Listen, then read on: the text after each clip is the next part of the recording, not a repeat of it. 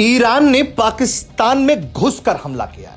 इस हमले से पाकिस्तान के होश फाख्ता हो गए। पाकिस्तान समझ ही नहीं पाया कि ईरान ने आखिर ऐसा क्यों किया, जबकि ईरान ने साफ तौर पर यह ठोकते हुए कह दिया है कि यह हमला पाकिस्तान की जनता पर नहीं बल्कि उसके इलाके में छिपे हुए आतंकियों पर है। यानी कि भारत के बाद एक और बड़ी सर्जिकल स्ट्राइक किसी और ने नहीं बल्कि भारत के बेहद घनिष्ठ मित्र माने जाने वाले ईरान ने कर दिखाया है। और ईरान का यह हमला ऐसा है कि पाकिस्तान और चीन के गठजोड़ को बड़ा झटका लग सकता है, क्योंकि ईरान तो चीन के लिए भी बहुत प्यारा बना हुआ है। ईरान को लेकर जिस तरह का बयान चीन की तरफ से आया है, ऐसे में लगता है कि पाकिस्तान को अब अकेले ही ये लड़ाई आगे बढ़ानी होगी। ईरान ने तो साफ तौर पर इस हमले के बाद यह कह दिया है कि वहां उसके दुश्मन छुपे थे, इसलिए यह कार्रवाई हुई, जिसके बाद पाकिस्तान बौखलाकर अपने राजदूत को वापस बुला लाया और उसने ईरान के राजदूत को अपने देश से निष्कासित कर दिया। वहीं इस पूरे मामले पर पाकिस्तान का गॉडफादर कहा जाने वाला चीन खुलकर सामने आया है।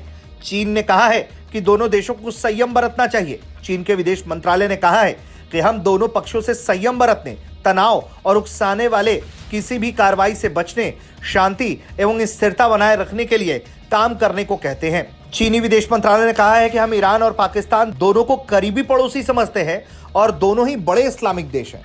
ऐसे में उकसावे वाली कार्रवाई से दोनों देश दूर रहें। चीनी प्रवक्ता ने कहा है कि ईरान और पाकिस्तान दोनों ही चीन के करीबी हैं और शंघाई सहयोग संगठन के सदस्य हैं। ऐसे में दोनों देशों को शांति बनाए रखने की जरूरत है। ईरान का यह हमला ऐसे वक्त पे हुआ है जब मिडिल ईस्ट में संकट गहराया हुआ है। इजराइल और हमास के बीच संघर्ष जारी है।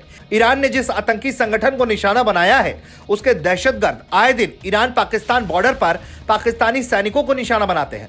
ईरान की समाचार एजेंसी ने इस हमले की जानकारी देते हुए कहा है कि इस हमले में आतंकी ग्रुप जैश अल अदल को खास तौर से टारगेट किया गया। ईरान का दावा है कि उसने आतंकवादियों के 2 गढ़ को पूरी तरह से तबाह कर दिया है।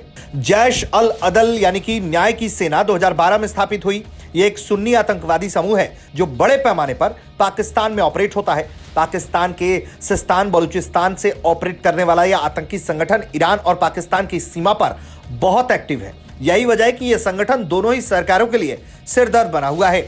लेकिन जिस तरह से यह हमला हुआ है, उससे पाकिस्तान बुरी तरह से तिलमिला गया है और उसे समझ में नहीं आ रहा है कि अब वो करे तो क्या करे, क्योंकि उसका करीबी दोस्त चीन भी इस पूरे मामले में ईरान के भी साथ खड़ा दिखाई दे रहा है।